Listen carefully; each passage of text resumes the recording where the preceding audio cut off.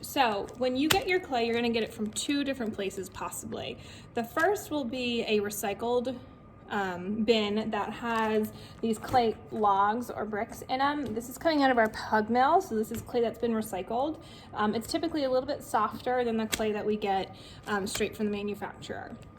So if you go into the bin and you see, and this is where we're getting clay for the day, you'll see big logs like this. All I typically do is I kind of grab a hold of one and I will twist off a chunk, okay? To start with a cylinder, you would want about 1 pound of clay. So that is almost twice as much as I need. So I would just remove a little bit, place it back, and weigh that again. So that's how I would get clay from the log. Now, if you are getting into a big brick like this, straight from the manufacturer, what you want to do is pull this plastic way down to start expose this clay. Now, we don't want to cut off little bits of pieces and toss them in there until we have 1 pound, because what's going to happen is you're going to make all that into a nice ball, and then you're going to have lots of air bubbles in it. We want to try to get a nice big chunk off of here that's approximately 1 pound. So to do that, I'm going to take my wire and I'm going to grab the wire with both hands, and then you should see that the wooden ends are coming out by my pinkies. Then I'm going to wrap it around my hand and grab it with all 4 fingers again.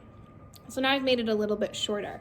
I'm gonna come in and I'm gonna cut a couple inch chunk off, and I'm gonna start away from me and I'm gonna pull towards me.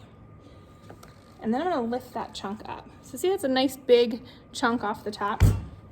Now I'm gonna cut this in half. Then I'll take half of that, lay that back down. Now I have this nice chunk, and I'll cut, about 1/3 of that off.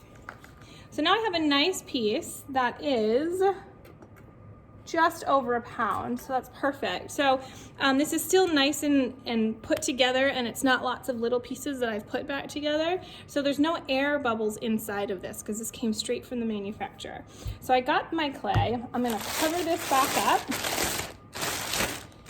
because all air does to clay is dry it out and make it hard. So whenever we're not using the clay, we're going to make sure it's covered in plastic. And then I normally just roll that over so the bottom is where the opening is to make sure it stays closed.